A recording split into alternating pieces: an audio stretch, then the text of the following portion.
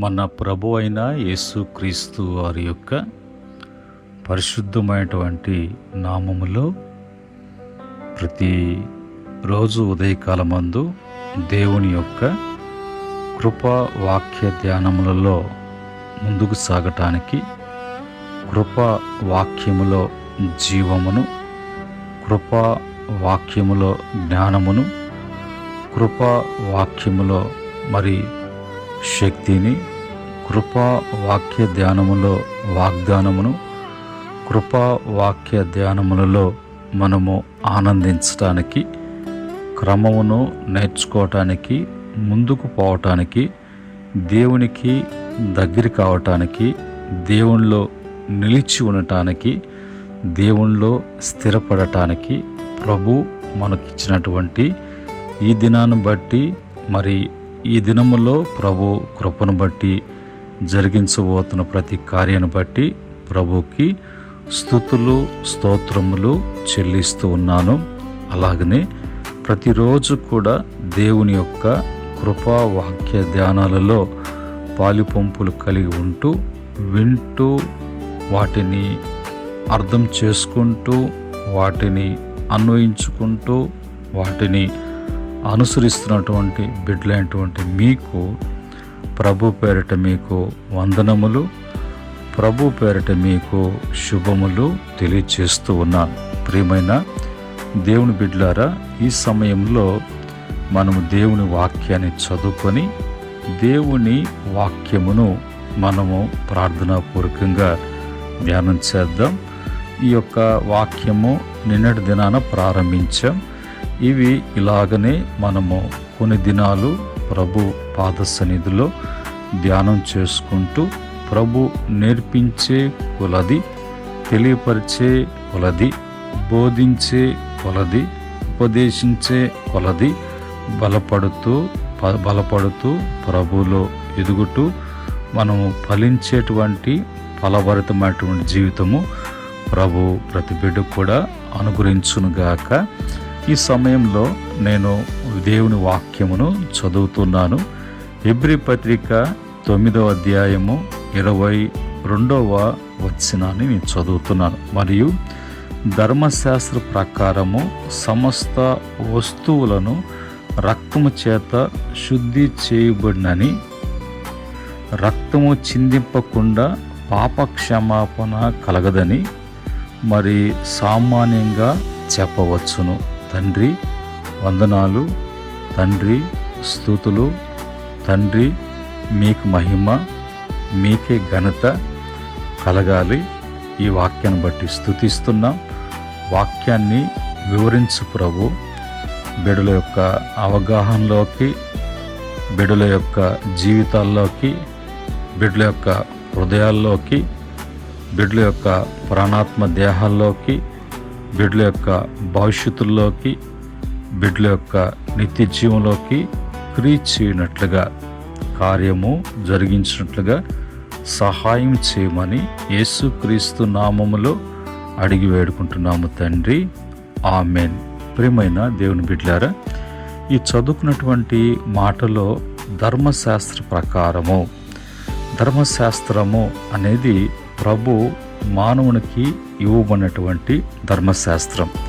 అయితే ధర్మశాస్త్రము ఎందుకు ఇవ్వబడింది, మరి ఏ కారణాన్ని బట్టి మానవునికి ధర్మశాస్త్రము అనేది అవసరమై ఉన్నది, ధర్మశాస్త్రము మానవునికి అవసరము, అది ఆ ధర్మశాస్త్రం కానీ లేకపోతే, ధర్మశాస్త్రమే కానీ ఇవ్వకపోతే మానవ జీవితము మరి అధోగతిగా, పాతాళ స్థితిగా మార్చబడటానికి దారి తీస్తుంది. కాబట్టి ఎందుకని అనంటే, మానవుడు దేవుడు మాటలతో, దేవుని యొక్క వాగ్దానములతో, దేవుని యొక్క ప్రమాణములతో, దేవుని యొక్క నిబంధనలతో ముందుకు సాగుతున్నటువంటి జీవితం ఏదైనా తోటలో జీవితం.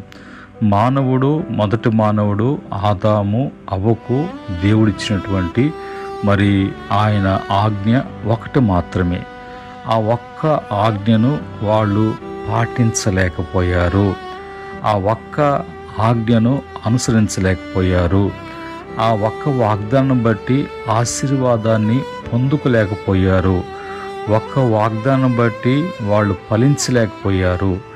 ఒక్క వాగ్దానం బట్టి వారి జీవితాలు ఏ విధంగా తండ్రి ఆయన రూపించాడో, ఎలాంటి ఆలోచన కలిగి ఉన్నాడో వాటన్నిటి విషయంలో వాళ్ళు అన్నీ కూడా చేతులారా వాళ్ళు నాశనము చేసుకున్నారు, వారు పాడు చేసుకున్నారు. కనుక వీళ్ళకు ఇంకా బోధించేది ఏదైనా తోటలో ప్రతిరోజు కూడా ఆయన సన్నిధి ప్రభావంలో, ఆయన సన్నిధిలో కలిచేటువంటి, నిలిచేటువంటి, గడిపేటువంటి, పొందేటువంటి భాగ్యాన్ని పోగొట్టుకున్నారు. కాబట్టి ఇంకా వాళ్ళకి చెప్పి, నేర్పించి, క్రమపరిచి, బలపరిచి, హెచ్చరించి, గద్దించి అన్ని విషయాల్లో కూడా వాళ్ళు సరి అనేది కావటానికి మానవునికి ధర్మశాస్త్రము అవసరమై ఉన్నది. ఆ ధర్మశాస్త్రాన్ని బట్టి మానవుడు తప్పు అనేది తెలుసుకోవటానికి, పాపం అంటే ఏంటో, నీతి అంటే ఏంటో, బుద్ధి అంటే ఏంటో, భక్తిహీనత అంటే ఏందో, బుద్ధిహీనత అంటే ఏంటో, మరి క్రమం ఏంటో, మరి విధేయత ఏందో, అవిధేయత ఏందో, మరి మానవులో ఉన్నటువంటి స్వభావం ఏంటో, లక్షణాలు ఏంటో, ప్రవర్తన ఏంటో, జీవితం ఏంటో, ఇవన్నీ కూడా తెలుసుకోవటానికి, తెలియపరచడానికి దేవునికి మానవునికి మధ్యవర్తిగా ఈ మధ్య ప్రభు ఇచ్చినటువంటి ఈ శాస్త్రము, ధర్మశాస్త్రము అవసరమై ఉన్నది. కనుక మానవుడు చేసిన తప్పుకి, పాపానికి ఏదైనా తోటలో మొదటి బలి అయితే ఆ తర్వాత మానవుడు అంతటితో ఆగాడా? ఆ విధంగా మరి ఉండగలిగినాడా అంటే లేదు. నెక్స్ట్ జనరేషన్ ఆ ఉత్పత్తి కారణాన్ని బట్టి ఆ పాపము వారిలో అది ప్రవేశించింది. కాబట్టి ఆ ఉన్నటువంటి ఆ పాపము అనేక మందికి, మరి సర్వ మానవాళికి సంప్రాప్తమాయను. దాని పూర్తిగా పరిష్కారం లేదు. ఆ పూర్తి పరిష్కారం, పూర్తిగా పాపం తీసివేయటానికి ఇంకా పాప జోలి మానవుని దొరకు రావటం కానీ, పాపాన్ని బట్టి మరణ భయము అనేది తొలగించబడటానికి మానవునికి సాధ్యపడినటువంటిది. మానవుడు ఆ విధముగా అనుసరించేటువంటి బలహీనుడిగా మానవుడు దేవుని ఎదుట కనిపించినప్పుడు మానవునికి తాత్కాలికమైనటువంటి రక్షణ, తాత్కాలికమైనటువంటి విమోచన, తాత్కాలికమైనటువంటి పాప క్షమాపణ, తాత్కాలికమైనటువంటి జీవన విధానంలో మానవునికి మరి ప్రభు ధర్మశాస్త్రం ఇస్తూ, ఏ తప్పు చేసినప్పుడు, ఏ పాపం చేసినప్పుడు, ఇది నువ్వు చేసినటువంటి పాపం ఇది, నీ తప్పు ఇది, నీ దోషం ఇది, దాని శిక్ష ఇది, దాని ప్రభావం ఇలాగ ఉంటుంది, దాంట్లో నుంచి నువ్వు బయటపడాలన్నా, విమోచించబడాలన్నా, రక్షించబడాలన్నా మరి ధర్మశాస్త్ర ప్రకారంగా నీవు రక్తము అనేది మరి అది శుద్ధి చేస్తుంది. ఏ రక్తము ఆ దినాల్లో మరి పశువుల యొక్కయు, కోళ్ళ యొక్కయు, గువ్వల యొక్కయు ఏ తప్పుకి, పాపముకు ధర్మశాస్త్రము పరిహారముగా దానికి చెల్లించవలసినటువంటి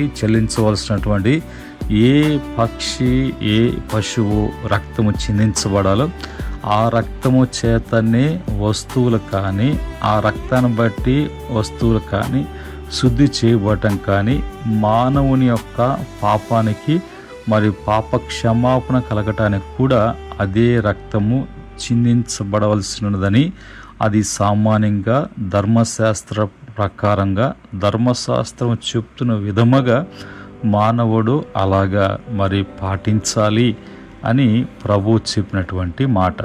కనుక రక్తము చిందించకపోతే మానవునికి పాప క్షమాపణ అనేది కలగదు. ఇప్పుడు రక్తం అంటే ఏమిటి? రక్తము అనగా జీవమును మోసుకుని పోయేటువంటి ఒక ద్రవముగా, దీనికి మరి హెబ్రీ పత్రికలో దామ్ అనేటువంటి పదాన్ని ఉపయోగించారు. రక్తము, జీవము, బలి రక్తము అనేటువంటి అర్థం. రెండవదిగా మరి రక్తములో ఏమున్నది అంటే లేవి కాండము 17వ అధ్యాయం 11వ వచనం ప్రకారంగా శరీర జీవము రక్తములో ఉన్నది.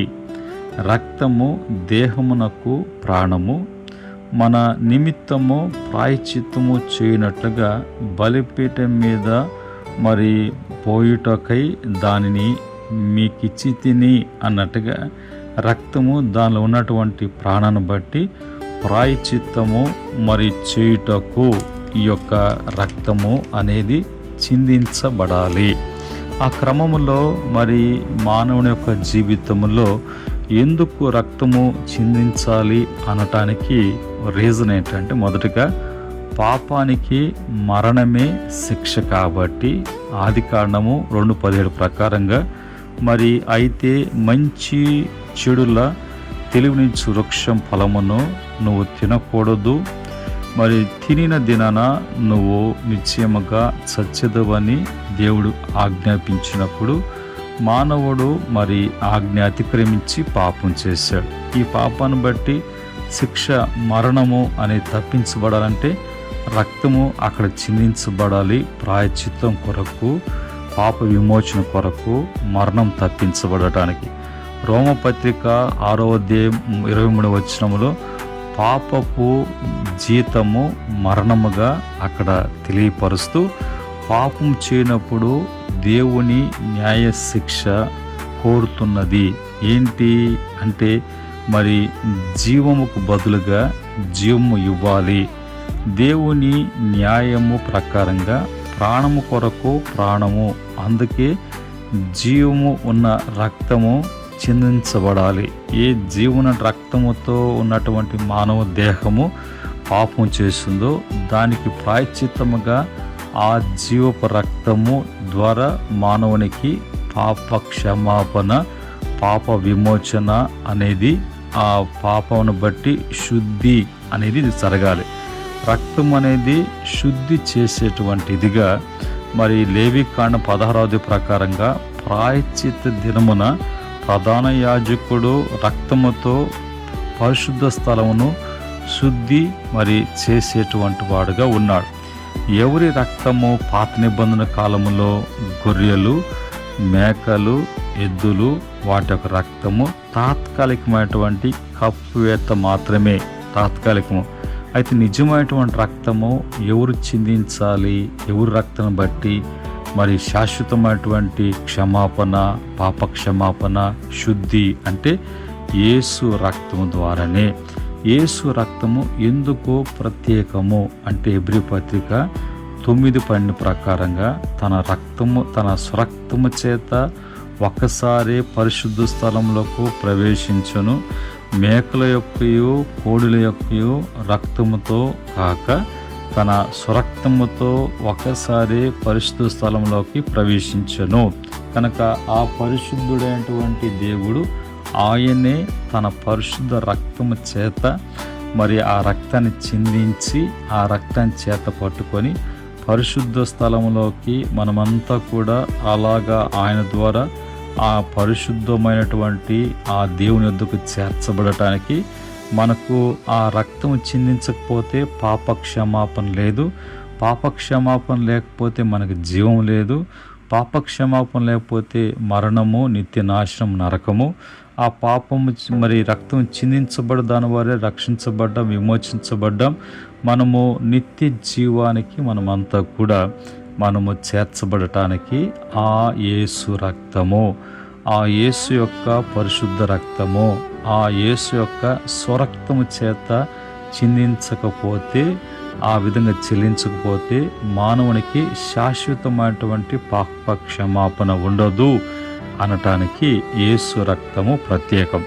1 పేతురు పత్రిక 1:18-19 ప్రకారంగా నిష్కలంకమైనటువంటి గొర్రె పిల్లైనటువంటి క్రీస్తు అమూల్యమైనటువంటి రక్తముగా మరి పితృపార్యమైనటువంటి మీ వ్యర్థ ప్రవర్తనను విడిచి పెట్టినట్లుగా వెండి బంగారముల వంటి క్షయ వస్తువుల చేత మీరు విమోచించలేదు, కానీ అమూల్యమైనటువంటి రక్తము చేత, అనగా నిర్దోషమును నిష్కలంకములకు గొర్రె పిల్ల వంటి యేసు రక్తము చేత విమోచించబడరని మీరు ఎరుగుదురు కదా అనే మాట మనకు తెలియచేయబడుతున్నటువంటి మాటలు.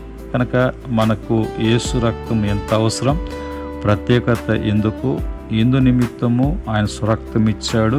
ఆ రక్తాన్ని బట్టి ఈరోజు మనము ఎలాగా అంటే నిష్కలంకమైనటువంటి వారముగా, కలంకమైనటు ముడతైనను మచ్చైను లేకుండా పరిశుద్ధమైనటువంటి వారముగా, శుద్ధి చేయబడినటువంటి వారముగా, నిత్య జీవానికి ప్రవేశించేటువంటి వారంగా.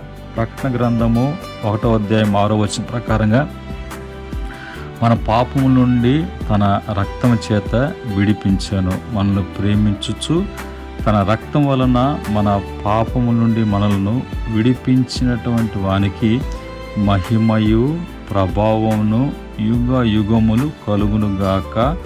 ఆమేన్. ఆయన మనలను తన తండ్రియగు దేవునికి ఒక రాజ్యముగా, యాజకులుగా ఆయన చేసినటువంటి వాడుగా ఉన్నాడు. ఇది మనకు క్రమము. మరి ఈ క్రమములో మనమంతా కూడా ఆ విధముగా శుద్ధి చేయబడాలి. అలాంటి రక్తము మనకు అవసరమైనది. యేసు రక్తములో ప్రత్యేకత అనేది అది అని మనకు తెలియాలి. కనుక పాపరహిత రక్తము, ఎందుకు యేసు రక్తం ప్రత్యేకము, ఆ రక్తమే చిందించబడాలంటండి. అది పాపరహితమైనటువంటి రక్తము, పరిశుద్ధమైనటువంటి రక్తము, నిత్యమైనటువంటిదిగా, ఒక్కసారి చాలినటువంటి బలి, దేవుని న్యాయమును వ్యక్తిగా మరి తృప్తిపరిచినటువంటిదిగా ఆ రక్తము ప్రత్యేకము, ఆ రక్తము పరిశుద్ధము, ఆ రక్తమే ప్రాయశ్చిత్తము, ఆ రక్తమే స్వరక్తము, అది యేసు రక్తం. కనుక ఈరోజు అలాంటి క్షమాపణ, అలాంటి విమోచన, అలాంటి రక్షణ, అలాంటి జీవము మనకు యేసు రక్తం ద్వారా కలుగుతుంది. కనుక అలాంటి పరిశుద్ధుడైనటువంటి యేసు రక్తం చేత ప్రతి బిడ్డ కూడా విడిపించబడి, శుద్ధి చేయబడి, మరి పాపానికి ప్రాయశ్చిత్తముగా చిందించబడినటువంటి ఆ రక్తము చిందించటం వలన ప్రతి బిడ్డకు కూడా పాప క్షమాపణ కలుగుతుంది. అలాంటి పాప క్షమాపణ ప్రతి బిడ్డకు కూడా యేసు రక్తాన్ని బట్టి కలుగునుగాక. ఆమేన్. ప్రేమగల తండ్రి, పరిశుద్ధుడా, మీకు వందనాలు. ఉదయకాలం మందు ఆయన రక్తము చిందించకుండా ఉంటే పాప క్షమాపణ లేదు. ఏ రక్తము తాత్కాలికము, ఏ రక్తము శాశ్వతము, ఏ రక్తము ప్రత్యేకించబడినటువంటిది. ఎలాంటి రక్తము, అది ఎవరు రక్తము అంటే యేసు రక్తముగా మీరు మాకు బయలుపరిచిన మాటను బట్టి స్తుతిస్తున్నాం. ఆ రక్తం చేత నాయన వింటున్న బిడ్డలు భూప్రపంచమంతా కూడా విమోచించబడటానికి, రక్షించబడటానికి, జీవంలోకి రావటానికి, మరణం తప్పించబడటానికి ఈ రక్తం చేత ప్రతి బిడ్డను శుద్ధి చేయ ప్రభా. ప్రతి బిడ్డను కూడా రక్షించు నాయన. తిరిగి వాళ్ళు నిత్య స్వాస్థ్యానికి, నిత్య రాజ్యానికి వారసులుగా మీ ద్వారా కలుగునట్లుగా సహాయం చేయమని యేసుక్రీస్తు నామములో అడిగి వేడుకుంటున్నాము తండ్రి. ఆమేన్. పరమ తండ్రి దేవుని ప్రేమ, కృపా, సమాధానం మీకు, మీ కుటుంబాలకు ఎల్లవేళలా తోడై నడిపించి స్థిరపరిచి బలపరచునుగాక. ఆమేన్.